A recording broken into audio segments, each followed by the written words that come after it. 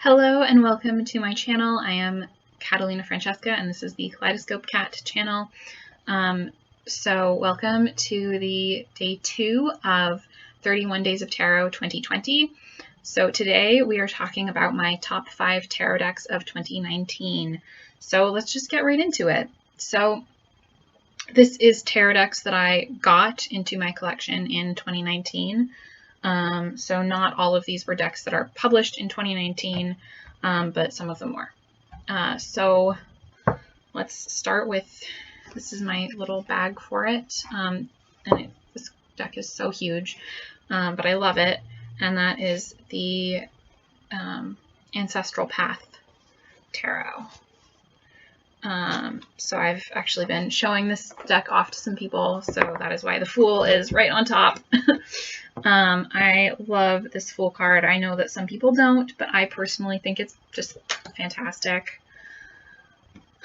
Yeah, I also really love this Hanged one.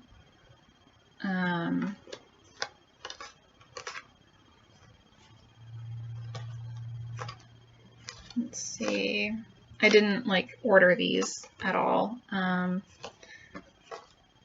Let's see, but I do really love this Ace of Staves. It's so stunning. So each suit is a different historical or mythological, historical/mythological time. So the suit of Staves is ancient Egypt. The suit of Cups is Arthurian Britain. The suit of Pentacles, in this deck they are called Sacred Circles. The suit of Pentacles is post-contact America, so post-contact with Europe. And the suit of Swords is the Japanese feudal era. So let's see, we have, this is the Princess of Sacred Circles, just so stunning. The Six of Sacred Circles, the Ace of Cups, the Star, the Ace of Swords.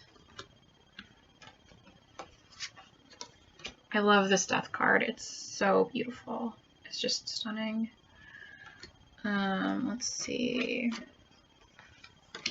I feel like there are some other cards.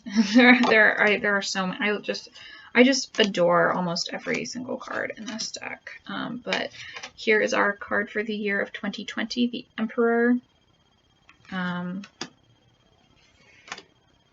Let's see. This Lovers is just totally what, 80s hair? I don't know. I don't even know. I wasn't alive then. But I also just adore this Empress card. It's just so stunning, and just really beautiful. So yeah, I think that is all of the cards that I'm going to show, because this deck is huge, and kind of unwieldy. I honestly, the art is so detailed, but I do honestly wish that the cards were a little bit smaller and easier to handle, just because they are so large that they're very unwieldy. And I have very small hands. I mean, not very small hands, but I have smaller hands. let's go with that. So let's see, the next one of my top 5 tarot decks of 2019 is the This Might Hurt Tarot by Isabella Rotman. This deck is just totally stunning. So this deck was sort of my not exactly inspiration deck, but kind of, it wasn't exactly ritual either, but this was the deck that I put cards from up around my room whilst I was going through pretty much the hardest, not pretty much, absolutely the hardest semester of my life.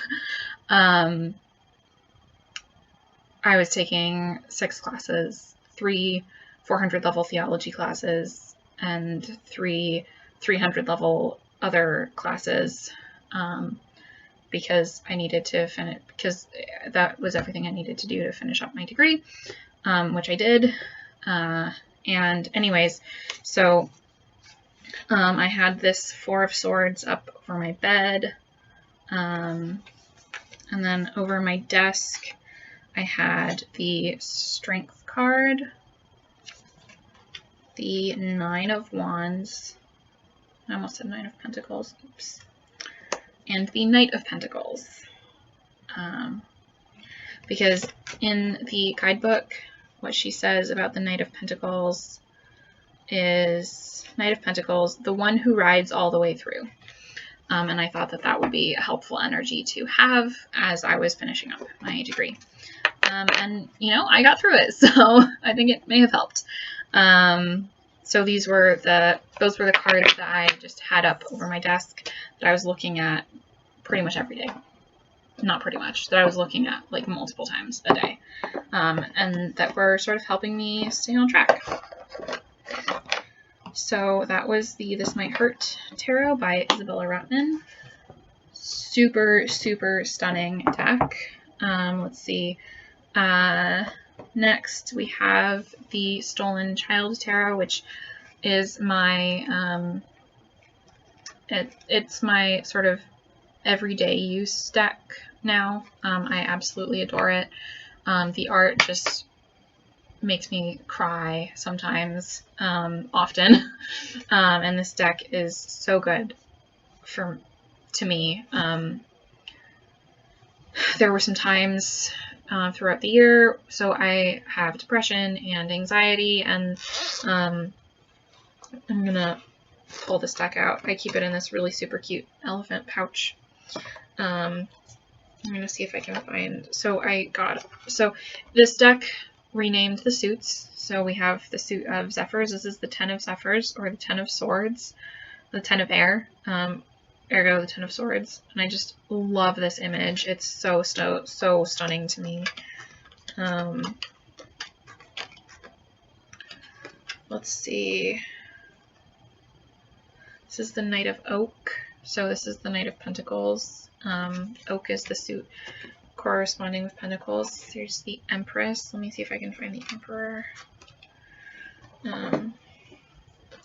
Justice with honey and a feather, and I just love it. This deck is everything to me.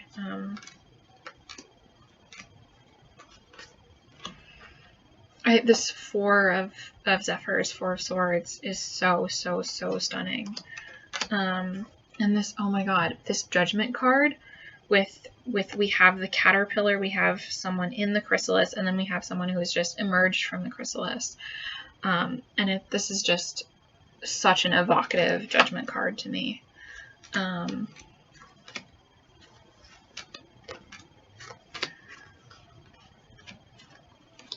Here's the Emperor. So here's the Empress and the Emperor. Whoops. Looking at each other as they were meant to. Yeah, I just really freaking love this deck. But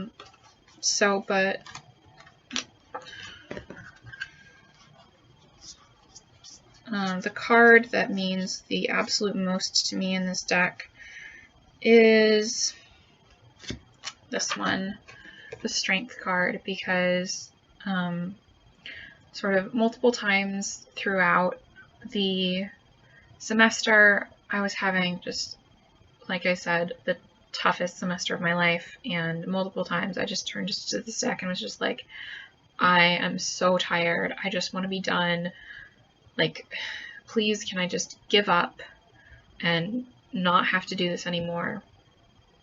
And I pulled the Strength card multiple times. And so I just feel like this deck just sees me in a way that perhaps I haven't actually given my other decks the opportunity to. Well, no, that's not entirely true. There were some other decks that I sort of like tried this with, and this deck does I feel give me really helpful like feedback, I guess. I don't know. But this is like this deck, when I saw the Kickstarter images, I was just like, I need to have this deck, because when I first saw the images, I started crying, because I was just like, this is just so, they're just so evocative, and I love them so much. The cards are slightly smaller than the Ancestral Path Tarot, so they are slightly more manageable. Yeah, and that deck is just means so much to me. So I did order it after the Kickstarter was done. And it actually came in pretty quickly. Yeah, I got it over the summer. And yeah, it just is amazing. So this deck is one that I got during this last semester. It is the Druidcraft Tarot. So this deck is not a recent deck. And I'm sure that you all have seen the images before. I have trimmed mine and edged it in copper Sharpie. I'm not sure if you can tell super well, but yeah, it's edged in copper Sharpie. God, I love this death card. Death is just like one of those cards that I pretty much very reliably adore. Yeah, this Eight of Swords is really great as well.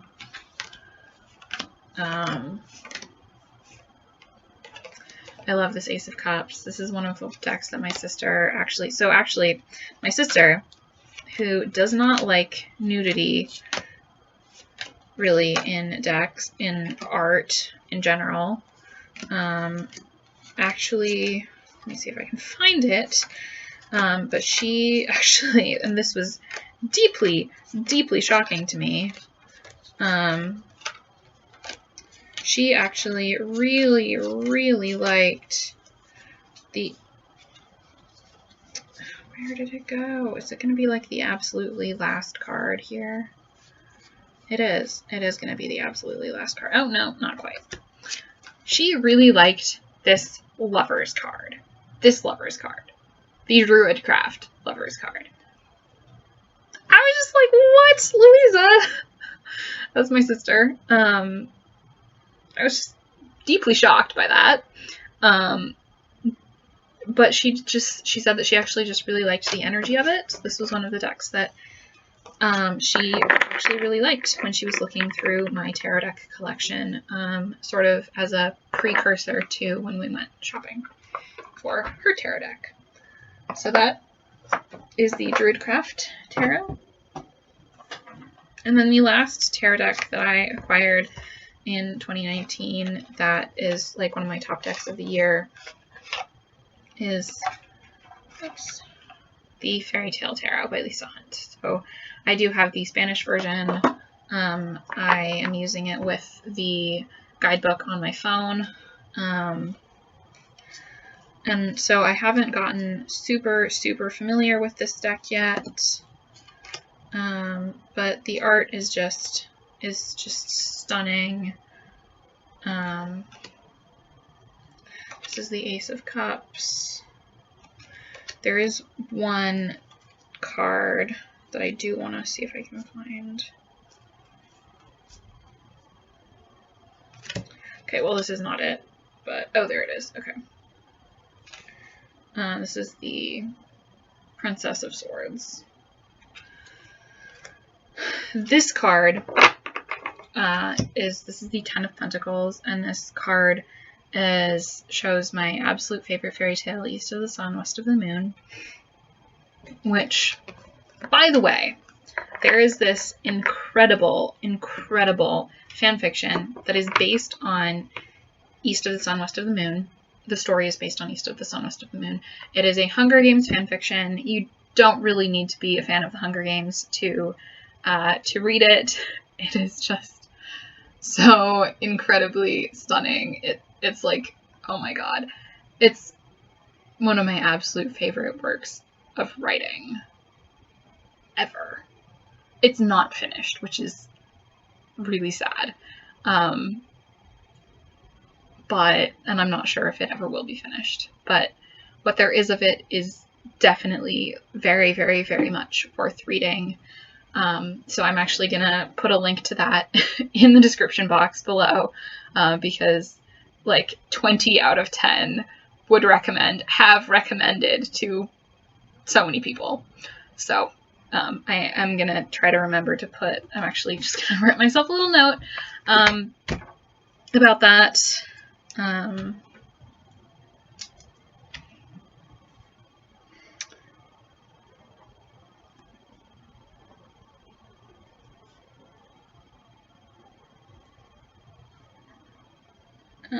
Anyways, so that story is called When the Moon Fell in Love with the Sun. And it is so stunning. It is just incredibly well written, and it really, really, I have no words for how deeply beautiful it is. And it is based on, like I said, East of the Sun, West of the Moon, which is one of my favorite fairy tale, which is my favorite fairy tale. Anyways, okay, I'm gonna go before I get even more emotional about things. But thank you so much for watching this, and I will see you tomorrow in the next video.